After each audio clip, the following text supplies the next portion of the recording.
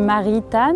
On est présentement dans les plaines d'Abraham au petit matin. Dans la vie, moi, je fais du théâtre, de l'art multidisciplinaire, de la danse. Fait que ça, je travaille dans le domaine des arts de la scène. Je fais un peu de photographie aussi. Je suis originaire de France. Je pense que ça s'entend. Puis ça, je pense que c'est les études qui m'ont amenée ici. J'ai grandi dans une famille catholique qui m'a fait baptiser bébé. Je pense que j'ai la foi depuis toujours, qui n'a pas toujours été la même foi, qui a évolué, mais ouais, j'ai la foi depuis toujours. Donc il y a 2 semaines, j'ai participé au lac à l'épaule de la pastorale jeunesse du diocèse.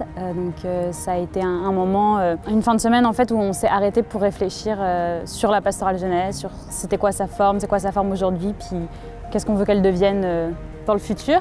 On était petite vingtaine, je pense, de jeunes. Donc Monseigneur Lacroix a donné au Père Dominique le mandat de restaurer en fait, la pastorale jeunesse. Puis le Père Dominique a choisi de le faire avec les jeunes, donc de convoquer des jeunes, je dirais un groupe quand même assez hétérogène, qui viennent de différents milieux, puis qui couvrent une assez large population là, au niveau des goûts et des couleurs. Donc de convoquer ces jeunes pour rebâtir la pastorale jeunesse avec eux, en étant au plus proche de leurs préoccupations réelles. Comme une lampe di vita, come un passo grida. Donc un lac à l'épaule, c'est un moment de réflexion pour une entreprise, pour s'arrêter puis réfléchir sur c'est quoi la nouvelle orientation qu'ils veulent donner à quelque chose, s'il y a quelque chose à changer. Donc en l'occurrence là, c'était l'église qui s'arrêtait, l'église de Québec en tout cas, qui s'arrêtait pour réfléchir à la pastorale jeunesse. Je dirais que le plus important déjà, c'est qu'on a vécu ensemble pendant 2 jours et demi, donc on a mangé ensemble, on partageait les mêmes espaces, certains dormaient sur place, puis on a eu des temps de réflexion qui ont été proposés sur certains sujets. On était souvent en plus petits groupes, puis on réfléchissait, on brainstormait, on parlait. Puis ensuite, on revenait en grand groupe pour expliquer quelles réflexions avaient émergé à partir de questions toutes simples comme quels sont les besoins des jeunes, comment est-ce que je peux me sentir en cohérence avec mes valeurs de foi, puis la société aujourd'hui, donc ce genre de questions.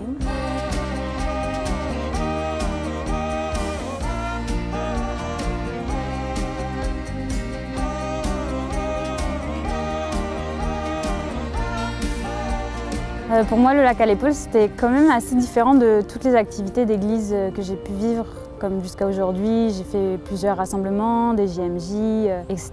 Puis ça avait vraiment le goût d'un temps de pause pour réfléchir. Je pense que c'était la première fois qu'on était dans une dynamique d'égalité dans l'espace qui était créé, dans le sens où les organisateurs étaient là, en fait vraiment au service des jeunes, à leur écoute, et non pas pour leur donner un savoir, donner une information, ni même en fait pour les guider dans le sens comme pour leur tracer un chemin puis qu'on le suive. Je pense que l'espace qui a été créé a été un espace vraiment sécuritaire où tout le monde se sentait en confiance d'exprimer ses idées. Il y a eu beaucoup d'idées contradictoires, de tensions qui ont existé, je pense, pendant le lac à l'épaule, qui reflète une réalité de l'Église, de tensions entre des idées puis de la société, en fait. Je pense que c'est très sain de voir que ça ait pu exister dans ce milieu et qu'on n'était pas tous d'accord, mais on s'est tous sentis libres, je pense, d'exprimer nos idées, nos opinions, puis nos désirs. Et que ça m'a fait beaucoup de bien de voir qu'il pouvait exister des espaces en église, parce que je sais que ces espaces existent ailleurs, là, mais qu'en église, ces espaces existaient aussi pour avoir des désaccords. Ça m'a fait du bien de pouvoir être en désaccord, puis que c'est ça ait sa place. Si on est touché par quelque chose, ça veut dire qu'on est encore attaché à quelque chose. Fait que je me suis rendu compte que si ça m'avait touché, c'était parce que j'étais encore attachée à la pastorale jeunesse de l'Église et qu'on pouvait donc encore, en tout cas qu'il y avait encore quelque chose à faire. On n'était pas devant un constat d'échec, mettons, où on organise 3 jours de réflexion puis il ne va rien se passer. Je pense que cette tension était bonne pour être féconde et que quelque chose en sorte. C'est ça, pour moi ça a été quelque chose qui m'a révélé un peu le fait qu'on ne faisait pas quelque chose d'inutile, qui allait juste tomber à l'eau, en tout cas je l'espère.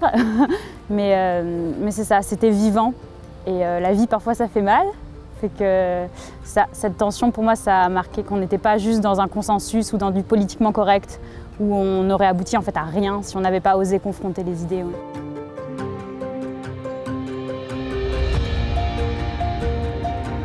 Si je suis invitée à adresser comme une parole aux personnes qui sont en position d'autorité dans l'Église, qui sont des leaders, je pense que la première chose, c'est très personnel, hein, c'est mon avis à moi, là, c'est une invitation à l'écoute réelle.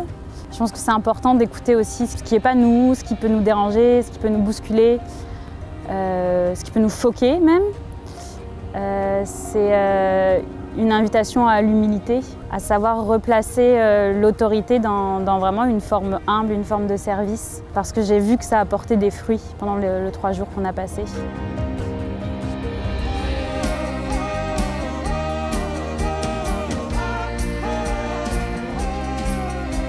Mais les aimer pour vrai, tels qu'ils sont, avec leurs failles, les choses qui peuvent déplaire, à les aimer dans leur individualité aussi.